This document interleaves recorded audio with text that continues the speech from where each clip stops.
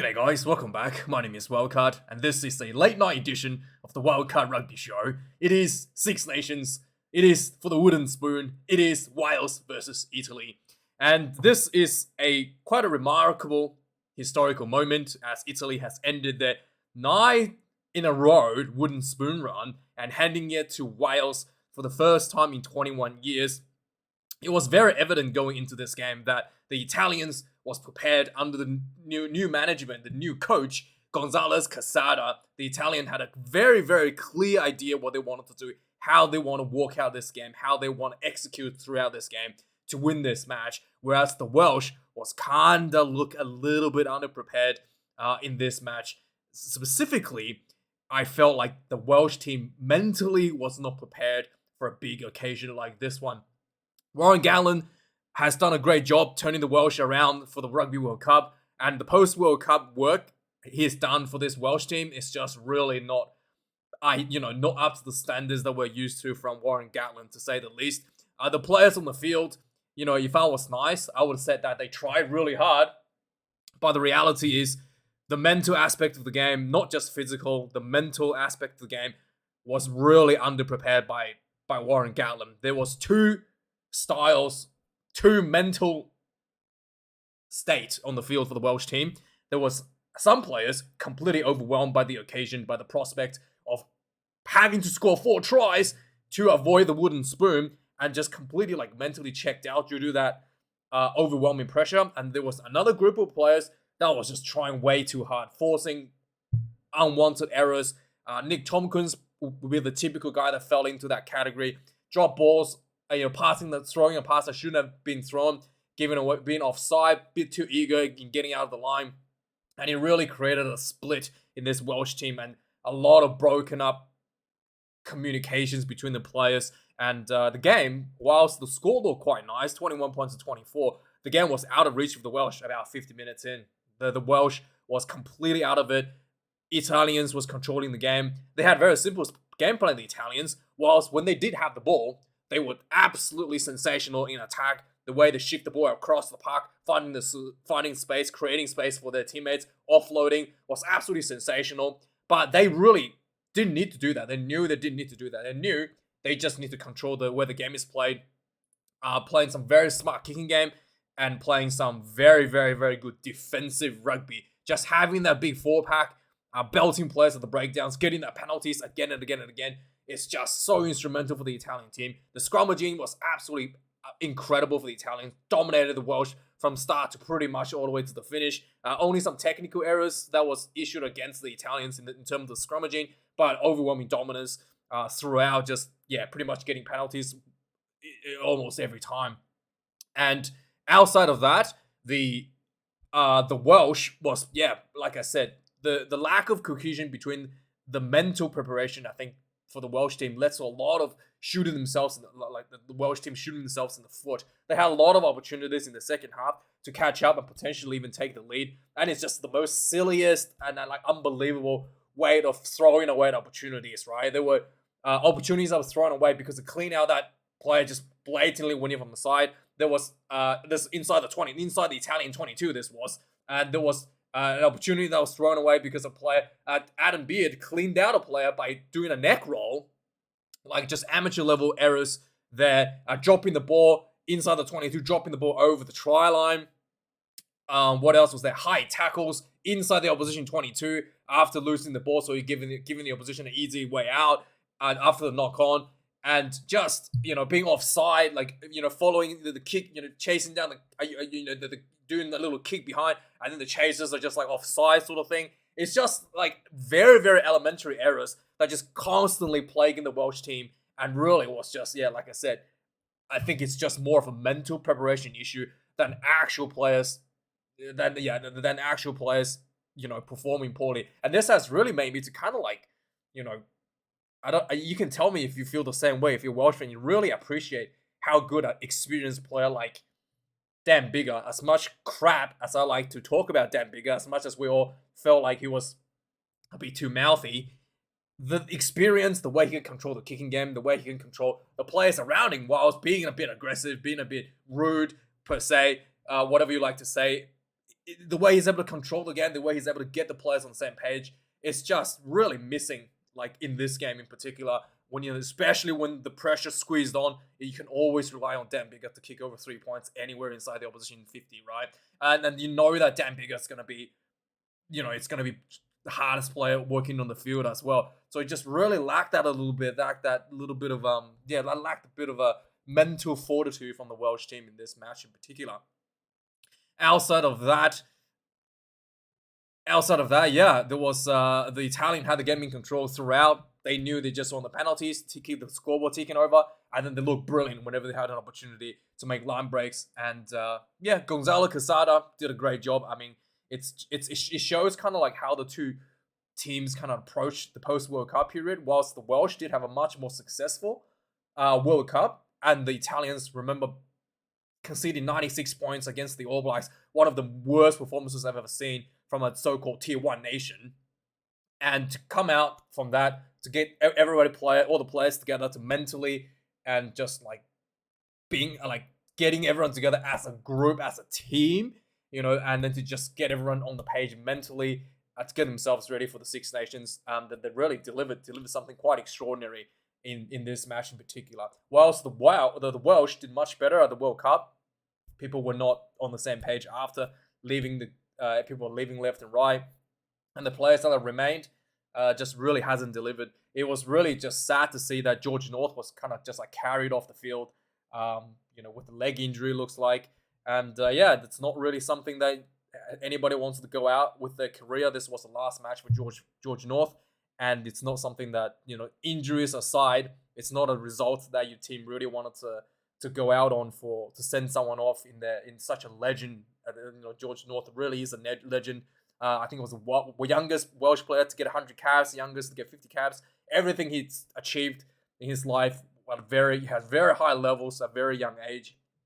And to see him go out like that, limping off this, getting pretty much carried off by the trainers, was just really kind of like, bit of a statement of the current state of the Welsh rugby, really.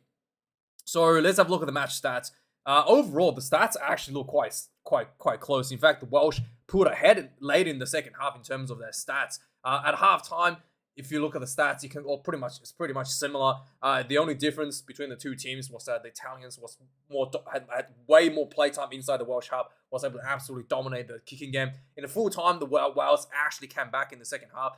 But yeah, just riding on that momentum. Also, Italians was happy to just kind of like control the game, keep the scoreboard ticking. So didn't really have the same kind of mentality as they did in the first half to just continue to score a lot of points, sort of thing. But it was more defensive in the second half of the Italians. And with that defensive mentality, it did give the Wales some opportunities to attack, but yeah, wasn't able to execute all the way till the end. The Italians almost kind of like threw away two tries almost right at the end of the game, knowing that they couldn't lose the match anymore. Almost that the mentality finally allowing the Welsh to score some points towards the end. 436 run meters to the Italian 309. 3 tries to 2 tries were scored in the last 5 minutes. One try, last try was scored like over the clock, just completely haymaker, down the field, and then it was happened to score. This is something that I think Warren Gatland will be really proud of. 238 passes, out of 169 carries. That is just some really, really high amount of offloads from the Welsh team. And this is something that the Gatland has been building for this Welsh team, is that offload game. We saw a lot throughout the season. He may not have delivered results on the win column for the team, but this is something that, like a skill set that really is starting to develop in the Welsh team, and especially with some of the younger players coming through the ranks, this will pay off in the long run.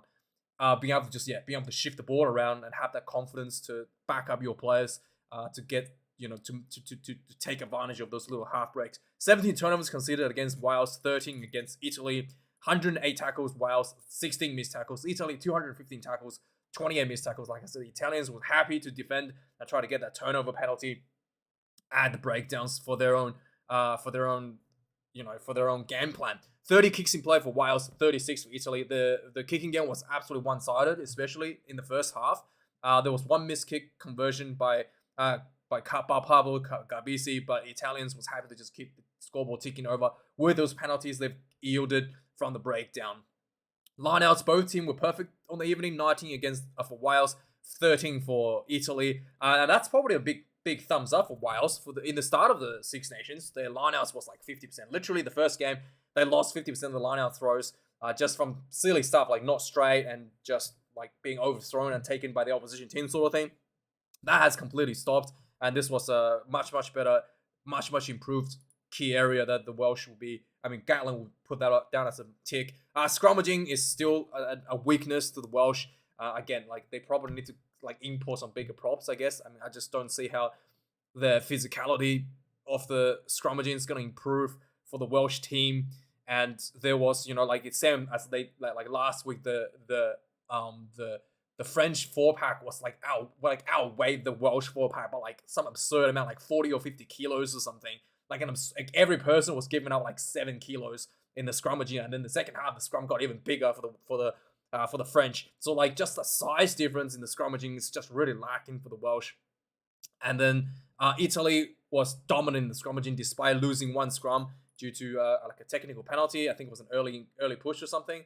And then for illegal wheeling. But other than that, the I thought it was probably a bit hardcore. So other than that, was pretty much one-sided affair. Penalties considered 13 against Wales, 9 against Italy. So both the Wales did score 3 tries. Other than the last try by Greedy, the first 2 tries I thought was a little bit contentious. The first try was let's go through it. The first try I thought was a double movement, and then second try I also thought was a double movement. So I thought that was probably both tries had a bit of an argument for not actually should not be given. So let's recap on the game. 5 minutes into the game, there was a penalty against Wales for not releasing immediately. Right in front, Italy takes 3 points, 3-0 for Italians. And then from the kickoff, Wales gets a penalty. And it looked like, great, you can level the scoreboard immediately. And then the referee reverses the penalty because one of the Welsh players takes out and, from the kickoff, essentially cleaned out. Not even like a clean out. It was literally like just pushing an Italian player out of the way sort of thing. And then it was just like uncalled for. And the referee reverses the penalty. Well, that was just a wasted opportunity.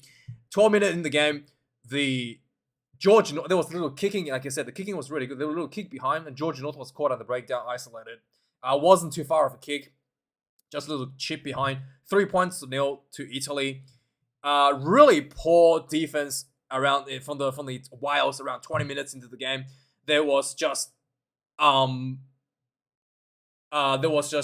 like the Wales were just like conceding territory from the Italians, just like belting through, just getting over the advantage line every time. They got probably about 5-10 minutes off from the try line, and then the ball just spread wide, and there was just people misreading the defensive patterns. I think Tompkins slipped as well in this one, and then Dyer thought Tompkins was on his inside, leaving a huge hole center field, and Ioane just ran straight through it.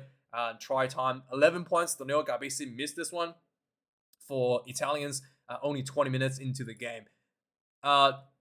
The 29 minutes of the game, this kind of like was just like comical for the Welsh team. There was a kick behind, and 2 Welsh players, the fullback and the number 10, ran into each other and then just knocked the ball on. Unpressured. There was not a single Italian player chasing this kick, and that's the result for that. It's just really like bad from that. And then that's pretty much the first half. 11 points to 0.